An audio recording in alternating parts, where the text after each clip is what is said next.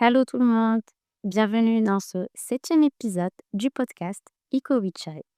Aujourd'hui, je vais vous faire quelque chose que j'ai jamais fait avant. En fait, c'est un petit guide pour vos rencontres amoureuses. Pourquoi un petit guide? Parce que je pense qu'on a tous besoin un peu d'être accompagnés, de savoir un peu pourquoi une relation commence. Est-ce qu'on a besoin de la relation, on a besoin de la personne? Enfin, voilà, c'est des questions qu'on va se poser ensemble durant cet épisode-là. Alors, on va commencer par le commencement, qui est comment nos relations elles débutent, ou plutôt, quels sont les éléments importants auxquels on gagnerait à prêter attention. Durant cet épisode, il y aura plusieurs points que je vais aborder. Ça sera peut-être entre 6, 7 et 8 points. On verra. Mais pour moi, de mes recherches en fait, et quand j'ai un peu relu tous mes dossiers, mes lectures, un peu toutes mes réflexions et mes notes bien sûr, je me suis rendu compte qu'il y avait certains points sur lesquels on gagnerait en fait à voilà, se concentrer beaucoup plus et qui peut-être, si on a ce cadre-là, avant de commencer n'importe quelle relation, peut-être que c'est pas qu'on perdra pas de temps, mais on va dire que on va pas se mentir. On va être conscient avec soi et on va pas se raconter l'histoire. Parce que oui, pour moi, la conscience elle reste la meilleure chose, reste le meilleur outil. Ça sera votre meilleur allié. Si vous ne vous mentez pas, si depuis le début vous savez qu'est-ce que vous cherchez, si depuis le début vous savez ce que vous ne voulez pas, et si depuis le début vous savez exactement où est-ce que vous voulez aller, je pense que cela va vous épargner énormément de choses. Alors pour le premier point, on va parler des attentes dans les relations. Ai-je besoin d'une relation ou d'un partenaire ou d'une partenaire de vie? Vous savez ce que je remarque le plus en séance? Quand une personne elle est en train de traverser une rupture, ou bien quand une personne, elle veut quitter son ou sa partenaire de vie, les premières questions qu'elle se pose, ou bien on va dire la douleur qu'elle a, la souffrance qu'elle a, les regrets, les remords que cette personne elle a, c'est comment tout ça, ça a commencé? Comment j'ai pu atterrir là-dedans? Mais moi de base, cette personne, elle ne me plaisait pas, mais c'est pas mon type de personne. Mais à l'époque, je n'étais pas encore prête ou bien je n'étais pas prêt pour m'engager. Si vous saviez à quel point j'entends ce genre de questions. Et comment je fais en fait pour accompagner ces personnes-là, c'est qu'on essaye un peu bien évidemment à revenir un peu vers l'histoire afin qu'ils comprennent, qu'ils se rappellent, qu'ils se rendent compte de qu'est-ce qui s'est passé parce que vous savez en thérapie, j'ai réalisé avec la pratique que la première chose dont on a besoin, c'est comprendre notre histoire. C'est comprendre qu'est-ce qui s'est passé. Vous savez, cette phrase, je pense que on se l'est tous et toutes déjà posée, c'est je ne me reconnais plus. Ce n'est pas moi. Je pense qu'après cette relation, je ne serai plus jamais cette personne. Je me suis donnée, j'ai été pure, ou bien j'ai été honnête, ou bien j'ai été correcte avec elle, ou j'ai été correcte avec lui. Je pense que plus jamais je serai cette personne-là. Si, vous le serez. Et vous savez quoi? Vous serez encore une meilleure version de vous-même. Je vous le dis pas pour vous vendre du rêve. Je vous le dis déjà par expérience et je vous le dis parce que c'est ce que je vois et c'est ce que je traverse avec énormément de personnes. Pourquoi? Pourquoi ces, pourquoi ces relations elles sont censées nous apprendre des choses? Pourquoi ces relations elles sont censées nous rendre des meilleures personnes?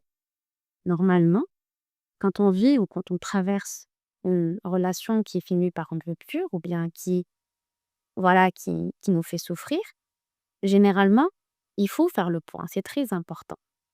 Il faut se dire quelles étaient mes attentes. Est-ce que ce que je cherchais, c'était juste être en couple ou bien vivre quelque chose ou bien atteindre, le mariage, avoir des enfants? Ça, c'est très important et s'il vous plaît, ne soyez pas dur avec vous-même, ne soyez pas dans le jugement. Ça m'est arrivé de recevoir pas mal de femmes qui me disaient: «Est-ce que c'est mal de vouloir juste un partenaire avec qui je vais avoir un foyer et des enfants?» Non, normalement du moment que vous, vous êtes clair avec vos attentes, il y a pas de problème et du moment que l'autre personne, elle est claire avec ses attentes-là et que peut-être cette personne, elle partage les mêmes attentes que vous, pourquoi pas? Gardez en tête, on est ici pas pour se faire juger, pas pour se juger soi-même et surtout pas pour être dur avec soi, ni avec les autres. Je vois aussi très souvent des personnes qui sont dans ce type de relation. Vous connaissez ces relations on and off? Ces relations où les personnes, elles se mettent ensemble, après elles se séparent, elles se remettent ensemble et après elles se séparent. Et quand elles reviennent en fait sur les raisons de rupture, C'est souvent la même chose. C'est un peu le même cycle qui se répète, les mêmes problèmes, les mêmes profils, les mêmes incompréhensions. Moi, ce que généralement je suggère à ce genre de couple, c'est de vraiment prendre de la distance. Pas faire une pause. Non, pas ça. Prendre de la distance. Aller comprendre qu'est-ce que je cherche, qu'est-ce que je veux, qu'est-ce que j'attends. Déjà, ne vous dites pas que tant que vous êtes dans cette relation, vous allez savoir qu'est-ce que vous voulez. Vous avez besoin de prendre du recul. Vous avez besoin de vous retrouver avec vous-même. Vous avez besoin de connaître peut-être le manque de l'autre, le manque de la relation. Vous savez, il y a des personnes que vous voyez, dès qu'elles sortent d'une relation, elles se remettent aussitôt dans une autre relation. Et souvent, on entend ces quotes sur Internet qui disent oui, cette personne qui se remet rapidement dans une autre relation, ça veut dire qu'elle t'aimait pas, ça veut dire qu'elle n'était pas fidèle. Non, pas forcément. C'est juste que c'est peut-être quelqu'un dans la priorité, c'est être en couple. C'est peut-être quelqu'un dans la priorité, c'est de ne pas être seul. C'est quelqu'un qui sait exactement où est-ce qu'elle va, où est-ce qu'il va. Il n'y a rien de méchant. Il y a vraiment rien de méchant à savoir exactement qu'est-ce qu'on veut. Il y a aussi des personnes qui me disent: «Je pense que je suis trop romantique pour ce monde-là». OK, d'accord, je conçois ça, je comprends. On a, je pense, une grande partie, de personnes qui, voilà, qui rêvent du grand amour, qui rêvent d'avoir les papillons dans le ventre, qui veulent, voilà, avoir, cette belle et grande histoire d'amour. Mais ça aussi, il faut peut-être un peu la travailler. Dans le sens où ne pas être trop dans le fantasmatique, ne pas être dans l'idéal, ne pas être dans le potentiel comme on en a déjà parlé avant, mais être un peu plus, j'ai pas envie de dire réaliste parce que je sais que ce mot réaliste, il peut sonner comme quelque chose de négatif, comme quelque chose de triste. Non, pas du tout. Mais quand je veux dire réaliste, mais réaliste avec soi. Vous voyez? Je sais pas c'était quand, mais je parlais avec une patiente ou je pense que tu en avais déjà parlé d'ailleurs dans mon dernier podcast. Je vais sûrement me répéter, mais je trouve que c'est très important de le redire. C'est qu'est-ce que tu attends de cet autre? Cet autre que peut-être tu as rencontré, peut-être que tu t'attendais pas à te retrouver dans une relation. Peut-être que c'est cet autre qui t'a donné envie, ou bien qui t'a encouragé, ou bien qui t'a motivé, ou bien qui t'a influencé aussi. Oui, il y a de l'influence aussi dans les rencontres et dans les relations amoureuses, à te retrouver dans une relation. Donc, si depuis le début, c'est la personne qui a fait que tu te retrouves dans une relation, ok, super. First step. Ton capital, c'est cette personne. Ça veut dire que tu dois garder en tête que si tu t'es retrouvé en relation, c'est parce que tu as misé sur la personne. Donc, assure-toi que cette personne, elle est bien réelle. Assure-toi que cette personne, tout ce qu'elle t'a avancé, tout ce qu'elle t'a promis, ou bien tout ce qu'elle t'a dit, ou bien tout ce qu'elle t'a montré, il est bien réel. D'ailleurs, ça existe. J'ai en thérapie, en accompagnement psychothérapeutique, des personnes qui ont rencontré leur partenaire de vie, que ce soit des femmes ou des hommes, qui elles n'étaient pas ou bien qui n'étaient pas prêts à cette époque-là à se mettre en relation. Mais ce qu'elles ont vécu, bien ce qu'ils ont vécu avec ces personnes-là, ce qu'ils ont partagé, et tout ce que cette personne et tout ce que ces personnes leur ont apporté dans leur vie, leur a donné envie d'être en couple, leur a donné envie même de se marier. Et vous savez quoi? Même après des années, ces personnes-là sont encore ensemble. Mais ce que j'adore des fois quand on en discute en séance, ils me disent: «Mais moi de base, à cette époque-là, la dernière chose à laquelle je pensais, c'est être en relation. C'est cette personne-là qui m'a donné envie». Je trouve que c'est vraiment très beau parce que quelque part, et c'est ce que j'ai toujours te dit, j'ai toujours dit qu'il y a pas mieux en fait que rencontrer une personne qui te donne envie d'être dans une relation sérieuse ou bien d'avoir un foyer, bien d'être dans un mariage, ou enfin peu importe en fait la structure que vous voulez construire et le type de lieu que vous voulez avoir dans votre vie. Chacun de nous a le droit de vivre comme ça lui chante. Mais c'est vraiment très important parce que je trouve que, je dis pas que c'est sûr, hein, rien n'est sûr. Mais juste ne pas perdre, juste en fait garder en tête que c'est un peu à travers cette personne qu'on a eu envie de s'engager dans cette relation qui maintenant, elle est quand même une base dans ma vie. Alors que quand vous êtes à la recherche d'une relation, idéalement, peut-être rencontrer quelqu'un qui, lui, ou qui, elle aussi, elle est à la recherche d'une relation. Mais, le mais est très, très important. Vous allez vous dire que votre capital, par contre, cette fois-ci, ce ne sera pas la personne, mais ça sera la relation. C'est-à-dire, vous et cette personne-là, vous avez les mêmes principes, vous avez les mêmes valeurs. Les mêmes principes et les mêmes valeurs dans le sens où tous les deux, vous voulez une relation. Tous les deux, vous voulez fonder un foyer, vous voulez avoir des enfants, vous voulez être dans l'institution du mariage, etc., etc. Donc, généralement, pour moi, dans ces jeunes-là aussi, ça fonctionne. Pourquoi? Parce que tous les deux, vous savez, le first step dont je vous ai parlé tout à l'heure, vous êtes d'accord tous les deux sur cette première étape. Et d'ailleurs, je le dis très souvent à certaines patientes quand elles rencontrent certains hommes et ces hommes-là, ils commencent à les bomber, je leur dis, mais dites-leur qu'ils n'ont pas besoin de vous love bomber. Dites-leur que vous savez exactement ce que vous voulez, que vous savez exactement ce que vous cherchez et que ça ne sert à rien qu'ils vous racontent tout ça. Que si eux, en fait, ils sont d'accord sur les termes, on va dire, s'ils sont d'accord sur le fait que eux aussi, ils sont à la recherche ou bien ils veulent une certaine stabilité, c'est humain. Il faut pas être dans la critique par rapport à ça ou dans le jugement. Bah, c'est très bien, vous aurez une bonne base et vous savez quoi? Après, vous allez avoir tout le temps de découvrir l'autre personne. Il y a énormément de personnes qui se sont rencontrées de cette manière et qui sont tombées amoureux l'un de l'autre par la suite, qui se sont énormément plu, qui ont commencé à se soutenir, à s'admirer. Donc, il faut juste pas se mettre des barrières. Deuxième point, qui est les schémas relationnels. Dans ce point-là, je vais vous parler des schémas répétitifs toxiques et des styles d'attachement et aussi des langages d'amour. Alors, dans ce point-là, je veux que vous vous concentriez avec moi. Pourquoi? Parce que ce point-là est assez important. Les schémas relationnels, ça veut dire tous les schémas que vous répétez. Tous ces schémas qui sont toxiques. En thérapie, la grande majorité des personnes, qu'est-ce qu'ils me disent? Ils me disent, non, j'ai choisi un autre profil. Pourquoi je suis en train de revivre la même douleur? Pourquoi je suis en train de revivre le même schéma? Pourquoi il y a encore de la toxicité? Donc c'est moi qui est toxique. Peut-être que oui, peut-être que non. Peut-être que vous êtes toxique et que l'autre aussi il l'est. Peut-être que vous l'êtes tout seul, peut-être que l'autre aussi il l'est. On n'en sait rien. Mais le plus important, c'est pourquoi en fait, ce schéma, il est en train de se répéter. Une chose qui est très importante. Ne vous dites jamais que si vous répétez le même schéma qui est toxique, ça veut dire que vous choisissez le même profil. Pas du tout. Vous pouvez choisir à chaque fois des profils très différents et vous retrouver dans le même schéma.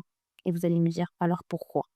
Parce que le problème n'est pas le profil. Le problème, il vient en vous, en comment peut-être vous vous attachez et comment l'autre personne s'attache et peut-être comment vos langages d'amour, ils sont différents. Et aussi par rapport à la communication. Comment empêcher ça? On va revenir au début. Être honnête avec soi depuis le début. Ne pas se mentir. Si vous voyez que ça commence sur des bases qui peut-être vous êtes énormément dans la séduction, ou bien l'autre est beaucoup dans la séduction. Si vous êtes peut-être vous dans le love bombing et l'autre aussi, il est dans le love bombing. Très souvent, les gens me disent, ah, du moment que ça commence avec du love bombing, ça veut dire que ça va pas durer. Alors là, pas du tout. J'ai déjà vu des personnes, ça a commencé avec du love bombing, ils se sont mariés en étant dans le love bombing, ils ont eu leurs enfants en restant dans le love bombing et d'un coup, ça a disparu. Le love bombing n'a pas de règles.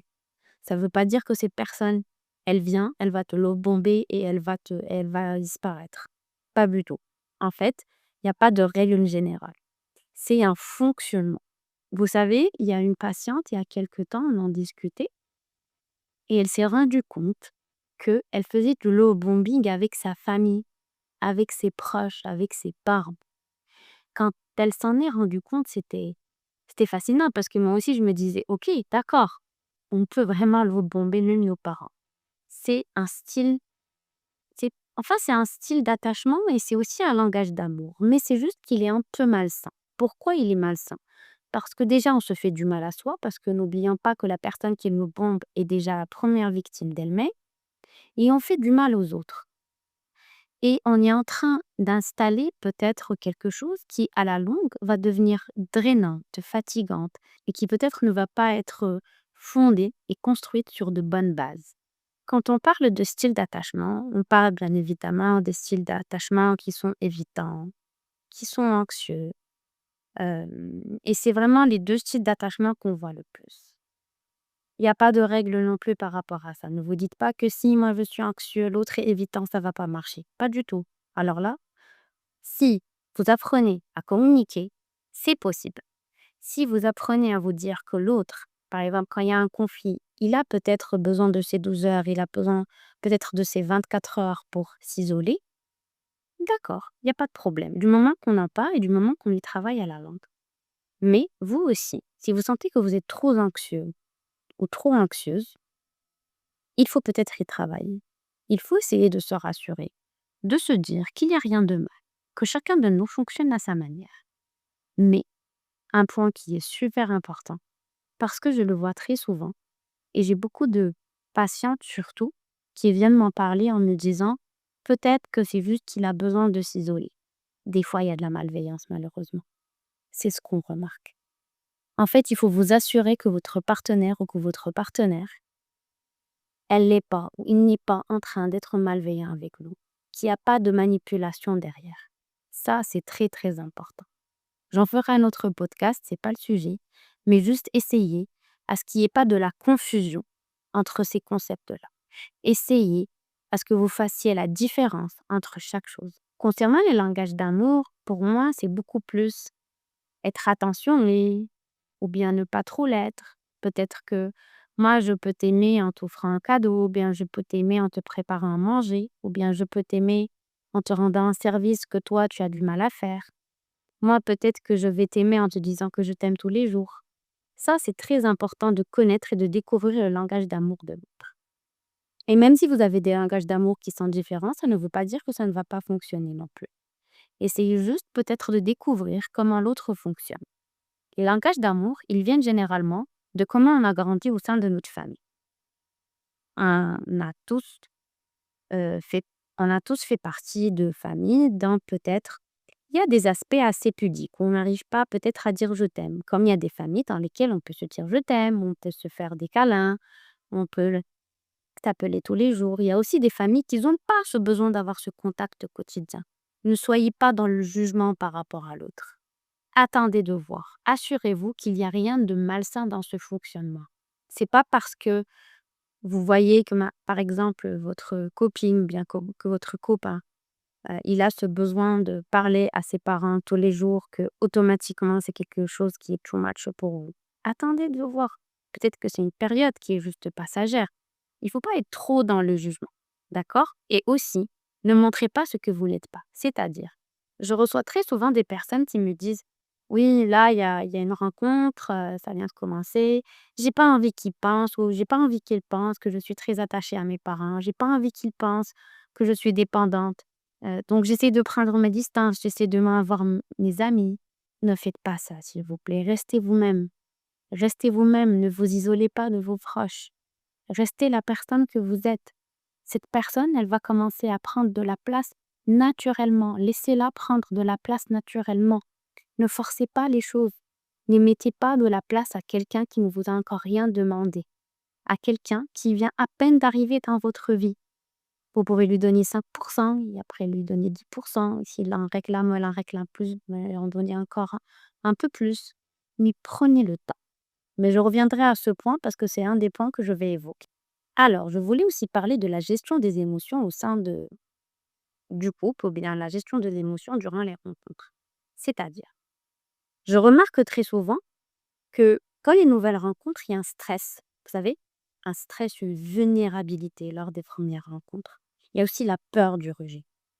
On a cette impression que on va pas plaire à cette autre personne, comment cette personne va me juger, comment cette personne va me percevoir, qu'est-ce qu'elle va penser peut-être de mon passé, ou est-ce que je dois partager mon passé? Est-ce que j'en parle pas?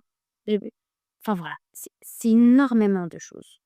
Essayez d'avoir une discussion, enfin ayez, je ne dis pas essayer, mais ayez cette discussion avec vous-même avant. Communiquez avec vous-même. Dites-vous: «Qu'est-ce que j'ai envie de partager et qu'est-ce que j'ai pas envie de partager?» Et attention, si vous voulez pas partager quelque chose, ne vous dites pas que vous allez le cacher. Et si aussi l'autre ne veut pas partager quelque chose avec vous, ne vous dites pas: «Il m'a menti» ou «Elle m'a menti, elle me l'a caché». Non, je suis désolée. Moi, je crois en le fait que chacun de nous, il a le droit de partager ce qu'il veut et ne pas partager certaines choses. Je parle du début, bien sûr. Voilà, je m'explique. Je parle du début parce que je comprends parfaitement que vous ne pouvez pas aller en fait raconter votre vie en détail au bout d'une semaine, 2 semaines, un mois et peut-être même 6 semaines. Et même plus, en dépend du timing. C'est quand même de la confiance. On ne peut pas aller en fait faire confiance ou bien je ne vais pas aller courir et te faire confiance parce que on vient se rencontrer et parce qu'on doit s'impressionner et parce que il faut qu'on aille vite et qu'on sache exactement où est-ce que ça va. Laissez du temps au temps. Laissez les choses se faire naturellement. Mais vous savez quoi? Je pense que quand il y a de la malveillance, on arrive à le sentir dès les premiers instants. Quand il y a quelque chose qui cloche, quand il y a quelque chose qui n'est pas net, on arrive à le sentir. Notre corps nous le fait sentir. Tout en nous dit: Ça sent pas très bien tout ça». Ce qui m'amène au prochain point, qui est la communication. Il faut être clair dès le départ. Il faut gérer les malentendus. Ça, c'est un point que je vois très souvent aussi. Quand, par exemple, il y a un premier conflit, un premier malentendu, ou bien on sent que peut-être on s'est mal compris, on n'a pas été d'accord sur un point, ce que je vois, c'est que vu qu'on est dans cette phase de séduction, qu'on veut plaire à l'autre, qu'on veut pas que... Vous savez combien de fois j'entends cette phrase de mais c'est le début, je veux pas l'oppresser, je veux pas l'étouffer, je veux pas en faire trop, je veux pas qu'il pense ou qu'elle pense que j'en fais trop, je veux pas qu'il voit ou qu'elle voit que je suis sensible ou vulnérable.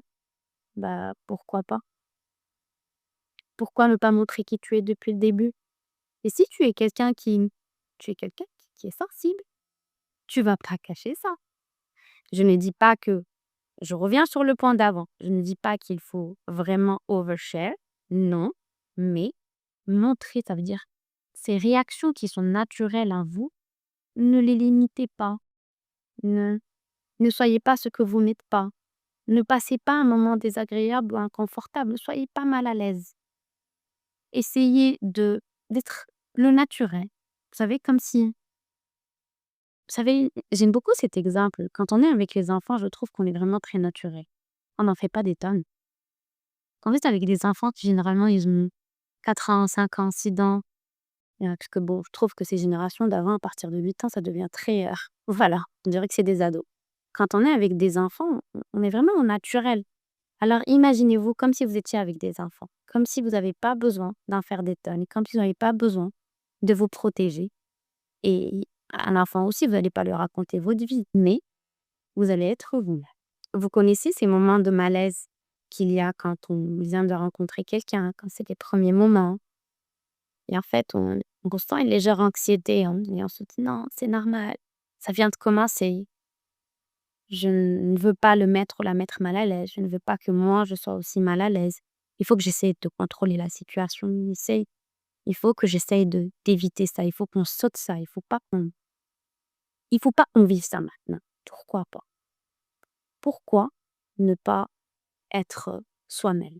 Vous savez, les plus belles histoires que j'ai remarquées, les plus belles vous savez, les plus belles histoires qui sont un peu autour de moi, quand je découvre leur histoire, quand ils me racontent comment ils se sont rencontrés, comment à leur début ils ont été eux-mêmes. Ils ont vraiment été eux-mêmes. Ils ont jamais été quelqu'un d'autre. Ils ont été transparents, ils ont été cash, ils ont été directs, ils ont pas fait de l'autre, leur repère depuis le premier jour. Ils ont chacun d'eux été les repères d'eux-mêmes, peu importe l'âge. Ils se sont construits petit à petit. À un moment, ils se sont rejoints et quand ils se sont rejoints, chacun d'eux est devenu le repère de l'autre et c'est comme ça, en fait, qu'on arrive à fonder un foyer. C'est comme ça qu'on arrive à créer une famille et c'est comme ça qu'on vit l'amour. Je pense que celui-là, c'est l'avant-dernier point. C'est les croyances limitantes sur l'amour et j'ai envie de vous dire quelque chose. L'alchimie n'est pas la compatibilité. C'est-à-dire, beaucoup de personnes... Je comprends qu'on puisse croire en fait au à l'amour au premier regard, au fait que c'est mon âme sœur, que c'est la femme de ma vie, que c'est l'homme de ma vie. Oui, mais vous ne pensez pas que c'est quelque chose qui est censé se construire dans le temps? Vous ne pensez pas que c'est quelque chose qui est censé se faire à travers les expériences, à travers tout ce que l'on vit ensemble, tout ce que l'on traverse ensemble? Comment peut-on faire de l'autre son âme sœur alors qu'on vient à peine de là ou de le rencontrer? Comment peut-on faire de l'autre un repère alors que peut-être nous-mêmes, on n'arrive pas à être le repère de soi? Et comment peut-on faire de l'autre son foyer alors qu'on ne sait pas qu'est-ce qu'il y a dans cette maison-là?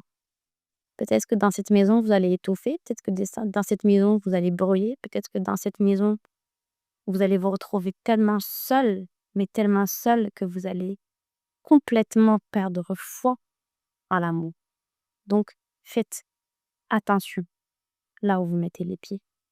Faites attention là où vous emmenez quelqu'un aussi, parce que c'est une responsabilité partagée. Et faites attention à toutes ces croyances limitantes que vous vous créez vous-même et qui finissent par vous saboter. Je pense que celui-là, c'est le tout dernier pas et qui est le tiny et le consentement. Dans ce point-là, je vais vous parler de l'importance de respecter le rythme de l'autre et ne pas subir l'indécision non plus. Alors, je m'explique. Quand vous rencontrez quelqu'un, on a tous tendance à se dire: est-ce que ça va trop vite? Est-ce que c'est trop long? Est-ce que c'est mon rythme? C'est pas mon rythme? Je vais demander à ma meilleure amie, je vais demander à mes meilleurs amis, je vais demander à mes cousins, à mes cousines, à mes proches, enfin bref, vous avez compris. Mais est-ce que vous vous posez réellement la question de quel rythme m'irait le plus? C'est-à-dire, alors déjà, voilà, ce que je vous suggère, c'est de ne pas être limité par rapport au temps et de ne pas non plus ne pas l'être du tout. C'est pour ça que je vous dis respecter le rythme de l'autre et ne pas subir l'indécision non plus. Il y a beaucoup de personnes qui me disent: «Non, mais j'ai pas envie de mettre la pression, je n'ai pas envie qu'ils se sentent étouffés ou bien qu'ils se sentent étouffés. Je ne veux pas non plus qu'elle pense que je suis hyper pressée et elle va croire que je veux la manipuler ou bien il va croire que tout ce que je veux, c'est me marier». D'accord, OK, il y a pas de problème. Mais voilà, n'oubliez pas que ce point-là, c'est le tout dernier. Il n'est pas là un dernier pour rien du tout. Il est là parce que tous les précédents points, je pense qu'il y en avait 5 points que j'ai abordés durant ce podcast, sont importants et vous gagnerez à les prendre en considération. Quand je dis respecter le rythme de l'autre, c'est-à-dire ne pas presser l'autre, mais non plus, vous devez vous assurer que cette personne, elle n'est pas en train de jouer, que cette personne, elle n'est pas en train de vous manipuler et que cette personne, elle n'est pas indécise surtout. Je ne parle pas de ces personnes que vous rencontrez et qui disparaissent, qui vous parlent un jour, qui disparaissent de 3 jours, qui reviennent après comme une fleur, après qui vous disent qu'ils sont désolés, qu'ils n'ont pas eu le temps, qu'ils ont eu des semaines pleines, qu'il y a eu ce problème, qu'il y a eu ceci, qu'il y a eu cela. Non, je parle de ces personnes qui sont présentes, qui sont consistants, qui sont réguliers, que vous voyez l'intérêt, tous les jours vous le voyez. Et quand je parle du fait que peut-être le rythme est un peu low, mais peut-être voilà, dans le sens où peut-être vous n'allez pas entendre votre «je t'aime» durant le premier mois, vous n'allez pas peut-être faire un voyage au bout de 3 mois. Ça veut dire que c'est quelqu'un qui a besoin de prendre son temps. C'est quelqu'un qui a besoin d'être présent dans votre vie, de découvrir un peu plus comment votre quotidien il est, mais tout en étant présent ou présente. Ça, c'est très important. Ne pas confondre les deux. Ne pas trouver des excuses à ces personnes qui jouent, qui vous manipulent et qui ne sont pas sérieuses avec vous. Alors, ce podcast, il sera plutôt court, contrairement aux autres. Parce que, comme le nom l'indique, c'est un petit guide. Et en fait, je veux que vous gardiez en tête ces 6 points, je pense que ces 6 points que j'ai évoqués, que vous les gardiez en tête et que vous le réécoutiez autant de fois que vous pouvez. Parce que c'est très important. C'est des points sur lesquels j'ai travaillé pendant très longtemps, pour pas vous mentir. C'est des points dont je me suis inspirée de tout le travail que je fais au quotidien depuis des années. Et je me suis dit que c'est des points qui, n'importe quelle personne qui a un début de relation, ou bien qui est en train de rencontrer une personne, ou bien qui veut rencontrer quelqu'un, la gagnerait à avoir. Il y a juste un tout dernier point que j'ai envie de rajouter. Pour ce dernier point, je voulais parler de quelque chose que j'ai énormément remarqué. Il y a beaucoup de personnes qui viennent me dire: «Mais je ne pense pas que je vais retrouver quelqu'un comme ça. Je ne pense pas que je vais pouvoir tomber sur une personne qui a un mindset pareil». Ne vous limitez pas. Si vous n'arrivez pas à rencontrer une personne qui peut-être répond à vos attentes, je ne parle pas de standard. Je n'aime pas trop ce mot. Pourquoi j'aime pas le mot standard? Je trouve que c'est très réducteur. C'est réducteur envers les autres et c'est réducteur aussi envers soi. Quand tu dis à quelqu'un ou bien quand tu dis que cette personne n'a pas ces standards ou bien moi ce n'est pas les standards que je veux, moi c'est comme une forme de dénigrement. Pour moi, c'est comme si tu te disais: «Moi, je mérite telle et telle chose et que cette personne ne la mérite pas». On a tous le droit de désirer, de vouloir et d'avoir certaines attentes. Peut-être que ce qui te semble parfait pour toi, pour moi, ne me le paraît pas. Et comme ce qui peut-être peut me sembler pour moi parfait, toi, il ne va pas ranger. Donc, ne soyez pas dans le jugement. Alors, par rapport à cette histoire-là, de ne pas pouvoir peut-être ou ne pas rencontrer les personnes qui répondent à nos attentes, changer d'environnement. Oui, changer d'environnement. Si vous êtes toujours entouré des mêmes personnes, vous partez au même endroit, vous êtes toujours dans la même bulle, entouré des mêmes mentalités, bah, peut-être qu'il faut changer d'environnement. Et quand je dis changer d'environnement, ça ne veut pas forcément dire quitter de pays, mais peut-être aussi s'ouvrir, rencontrer des personnes qui peut-être avant vous jugiez, des personnes qui peut-être vous avez toujours cru que vous ne faites pas partie du même monde. Soyez un peu plus ouvert, vraiment. Essayez. On a beaucoup grandi dans un monde ou bien dans une société, je trouve, où, par exemple, on est beaucoup dans je suis la fille de, j'ai fait telle école, j'ai fait cette mission, j'ai habité là, je viens de là. Mais le monde ne fonctionne plus comme avant. Ce n'est plus comme avant. On ne peut pas, en fait, se dire que non, il faut que cette personne ait fait le même type d'études que moi, ou bien elle a le même niveau social que moi. Ou bien elle a un nom, ou bien peu importe. Vous savez, vous pouvez rencontrer quelqu'un qui a, dans l'apparence, et je dis bien dans l'apparence, hein, a la même éducation que vous, qui dans l'apparence a le même niveau social que vous, ou bien un meilleur niveau social que le vôtre. Donc vous dites: «Ah, je suis en sécurité, c'est quelqu'un qui sûrement on va se comprendre, c'est quelqu'un qui va pouvoir répondre à mes attentes», alors que non, il y a énormément de personnes qui vivent beaucoup dans l'apparence. Il y a beaucoup de personnes qui sont dans j'ai fait ça, j'étais dans ce pays, j'étais dans cette mission, je m'habille comme ça.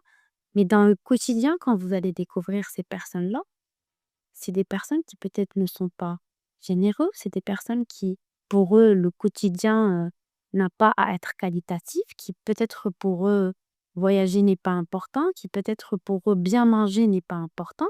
Et ils ont le droit, chacun a le droit de vivre comme ça lui chante. Mais juste, ne vous fiez pas aux apparences. Ne vous fiez pas à ce que les gens montrent ou collent comme étiquette. Et surtout, ne vous collez pas des étiquettes. Surtout, ne vous réduisez pas. Parce que quand vous vous limitez à des jugements, à des stéréotypes, à des préjugés pareils, vous êtes en train de vous condamner. Vous êtes en train non seulement de vous limiter, mais de vous condamner à quelque chose qui est fatal, à quelque chose qui ne vous ressemble en rien. Comment vous avez grandi, d'où vous venez, ce que vos parents peut-être désirent pour vous, ne veut pas forcément dire que c'est la vie que vous allez avoir par la suite. Les choses ont changé, je le répète encore une fois. Donc, ne vous limitez pas. Changez d'environnement. Allez prendre des cours d'espagnol, d'anglais, d'italien. Je sais pas, allez faire des activités que vous avez jamais pensé faire. Allez faire du surf, faites des randonnées, allez aux retraites. Sortez un peu de votre zone de confort. Ne soyez pas renfermés. Ne restez pas là où vous êtes. Et vous finirez en fait par attirer des personnes, que ça soit amoureusement ou amicalement, mais des personnes qui vont matcher avec votre énergie. Et je vous le souhaite. Voilà, cet épisode y prend fin. Je pense qu'il est court. J'espère qu'il fera écho en vous, encore une fois. Je suis contente que ça soit le 7e épisode. Ça fait vraiment plaisir. Je suis aussi très reconnaissante pour tous vos retours, tous les messages que vous m'envoyez. N'arrêtez pas, n'arrêtez jamais. Donnez-moi votre avis. C'est très important. Les remarques, les critiques bienveillantes, bien sûr. Je suis preneuse pour moi, j'en suis à peine au début. Pour moi, toute cette année, toute l'année qui vient, là, ça fait quoi? Je pense que ça doit faire 2 mois, 3 mois, même pas. On a commencé cette aventure de podcast et je trouve que le meilleur reste à venir. Donc, du moment que ça vous aide, du moment que ça vous guide, que ça vous accompagne, que ça fait écho en vous, je pense que le chemin, il sera non seulement très long, mais je pense qu'il sera aussi merveilleux.